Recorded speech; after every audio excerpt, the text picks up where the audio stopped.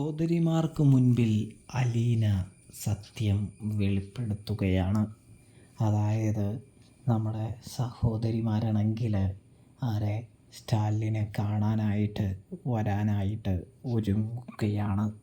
എന്താണെന്ന് വിചാരിച്ചാൽ നമ്മുടെ റീത്തയാണെങ്കിൽ അവരുടെ മനസ്സിൽ നല്ല രീതിയിൽ തന്നെ വിഷം കുത്തിവെക്കുന്നുണ്ട് എന്ന് കാണാനായിട്ട് സാധിക്കും. ഇതേ സമയമാണെങ്കിൽ അവരാണെങ്കിൽ തങ്ങൾ പോയി പപ്പയോട് സംസാരിക്കാമെന്ന് പറയുമ്പോൾ റീത്ത ആദ്യം സമ്മതിക്കുന്നില്ല. ഒടുവിൽ തങ്ങളുടെ പപ്പയല്ലേ, തങ്ങൾക്ക് എന്തായാലും വില തരാതിരിക്കില്ല എന്ന് പറയുന്നു. എന്തായാലും ആൻറ്റീനേക്കാളും കൂടുതൽ റെസ്പെക്റ്റും സ്നേഹവും ബഹുമാനവും ഞങ്ങൾക്ക് ലഭിക്കുമെന്ന് പറയുന്നത് കാണാൻ കഴിയും.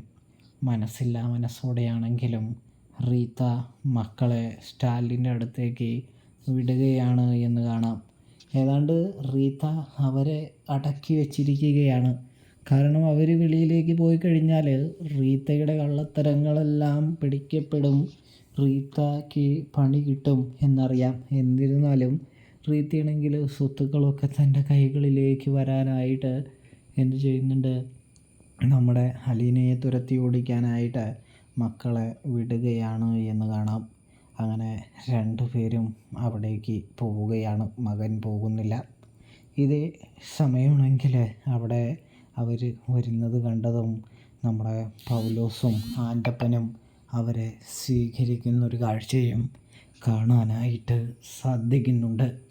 തുടർന്ന് സ്റ്റാലിയുടെ അടുത്ത് പോയിട്ട് കേണൽ സാബിൻ്റെ മക്കൾ വന്നിട്ടുണ്ട് എന്ന് പറയുന്നത് കാണാൻ കഴിയും. അവരാണെങ്കിൽ അകത്തേക്ക് കയറാൻ തുടങ്ങുമ്പോഴേക്കും നമ്മുടെ സ്റ്റാൻലി ഇറങ്ങി വന്നിട്ട് പറയുകയാണ്, എന്താണ് നിങ്ങളുടെ വരവിൻ്റെ ഉദ്ദേശം, എന്തിനാണ് നിങ്ങൾ വന്നത് എന്ന് ചോദിക്കുന്നു. ഇത്രയും നാൾ ഇങ്ങനെ ഒരു പപ്പയെ നിങ്ങൾ ചിന്തിച്ചിട്ടുണ്ടായിരുന്നു, ഇപ്പോൾ എന്താണ് പ്രശ്നം, ആര് പറഞ്ഞിട്ടാണ് നിങ്ങൾ വന്നതെന്ന് ചോദിക്കുന്നു. ഇതേ സമയം പപ്പ ഇവിടെ പുതിയൊരു മകളെ റെഡിയാക്കിയിട്ടുണ്ടെന്ന് പറഞ്ഞു.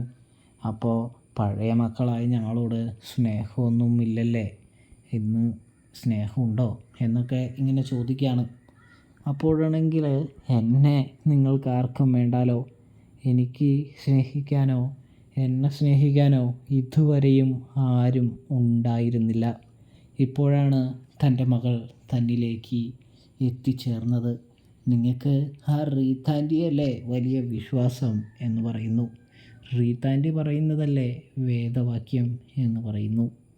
ഇതേ സമയമാണെങ്കിൽ നമ്മുടെ മകളാണെങ്കിൽ ഒന്നും പറയാതെ സ്റ്റാലിൻ്റെ മുമ്പിൽ ഇങ്ങനെ നിൽക്കാണ്. എന്താ വരവിൻ്റെ ഉദ്ദേശം, എന്താണ് കാര്യം എന്ന് സ്റ്റാൻലി തിരക്കുന്നു.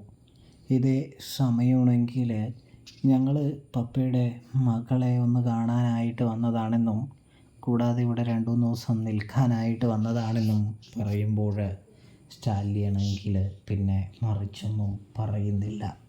എന്തിന് അവളെ കാണണം, എന്ത് കാര്യമുണ്ട് നിങ്ങൾക്ക് അവളെ കാണാനായിട്ട്, എന്ത് യോഗ്യതയുണ്ട് എന്ന് ചോദിക്കുന്നു. എന്തധികാരത്തിലാണ് നിങ്ങൾ അവളെ കാണാനായിട്ട് വന്നിരിക്കുന്നത് എന്ന് ചോദിക്കുന്നു. ഇതേ സമയമാണെങ്കിൽ ഞങ്ങൾ പപ്പയുടെ മക്കളെന്ന അധികാരത്തിലാണ് വന്നതെന്ന് പറയുന്നു. പിന്നെ സ്റ്റാൻലി ഒന്നും പറയുന്നില്ല എന്ന് കാണാനായിട്ട് സാധിക്കുന്നുണ്ട്. ഇതേ സമയം നമ്മുടെ സ്റ്റാൻലി അവർക്ക് വേണ്ട കാര്യങ്ങളൊക്കെ ചെയ്തു കൊടുക്കാനായിട്ട് ആൻ്റപ്പനോടും പൗലോസിനോടും പറയുന്നത് കാണാൻ കഴിയും. അല്ല ആൻ്റപ്പൻ ചേട്ടാ, എവിടെ ആ പുതിയ മോളുടെ മുറി എന്ന് ചോദിക്കുകയാണ്. ഞങ്ങൾ അതിൽ താമസിച്ചോളാമെന്നും പറയുമ്പോൾ അത് വേണോ കുഞ്ഞേ എന്ന് ചോദിക്കുന്നു. അവിടെയാ ഞങ്ങൾ താമസിക്കാൻ പോകുന്നത് എന്ന് പറയുന്നു. നീ മര്യാദയ്ക്ക് വന്നപ്പോൾ തന്നെ പ്രശ്നമുണ്ടാക്കാതെ നീ നിനക്കിഷ്ടപ്പെട്ട മുറിയിലേക്ക് പോകാൻ നോക്ക്. നിനക്ക് മുറി വേണമെങ്കിൽ ആൻ്റപ്പൻ റെഡിയാക്കി തരും, അല്ലാതെ എൻ്റെ മോള് താമസിക്കുന്ന മുറിയിലേക്ക് പോകേണ്ടതില്ല എന്ന് പറയുന്നത് കാണാം. എനിക്കിപ്പോൾ വേറെ മുറിയോ കാര്യങ്ങളോ ഒന്നും തന്നെ ആവശ്യമില്ല. ഞങ്ങൾ പുതിയ മോളുടെ മുറിയിലേക്ക് പോയിക്കോളാമെന്ന് പറയുകയും ആൻ്റപ്പൻ്റെ അടുത്ത് പറഞ്ഞുകൊണ്ട് തന്നെ ഞങ്ങളുടെ പെട്ടി അവിടെ വെച്ചാൽ മതി എന്ന് പറയുകയും തുടർന്ന് അവിടേക്ക് പോവുകയും ചെയ്യുന്നത് കാണാൻ കഴിയുന്നുണ്ട്. പെട്ടെന്ന് തന്നെ ഇവർ രണ്ടുപേരും വരുന്നത് കൊണ്ട് തന്നെ ആരാണെന്ന് അറിയില്ലല്ലോ. അതായത് അലീനയ്ക്ക് നമ്മുടെ പെങ്ങളെ അറിയാം, കൊച്ചു പെങ്ങളെ, പക്ഷേ മുതിർന്നത് ആരാണെന്നറിയില്ല. ഇതേ സമയം കാര്യങ്ങളൊക്കെ പറയുകയാണ് നമ്മുടെ മൂത്ത പെങ്ങൾ കേട്ടോ, അതായത് ടെസ്സയുടെ മുകളിലുള്ള പെങ്ങൾ. ഇതേ സമയം അതും തൻ്റെ സഹോദരിയാണെന്ന് അലീന തിരിച്ചറിയുകയാണ് എന്ന് കാണാം. അങ്ങനെ ഞങ്ങളുടെ പെട്ടി ഈ മുറിയിൽ വെച്ചാൽ മതി എന്ന് പറയുകയാണ് എന്നും കാണാനായിട്ട് സാധിക്കും. തുടർന്നാണെങ്കിൽ നമ്മുടെ അലീനയോട് കാര്യം ചോദിക്കുകയാണ്. ആരാണ് നീ?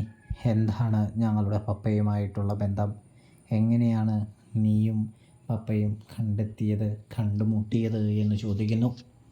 ഇതേ സമയം അലീന തൻ്റെ സഹോദരങ്ങളുടെ അടുത്ത് കാര്യങ്ങളൊന്നും മറച്ചു വയ്ക്കാതെ തുറന്നു പറയുകയാണ് എന്ന് കാണാനായിട്ട് സാധിക്കുന്നു.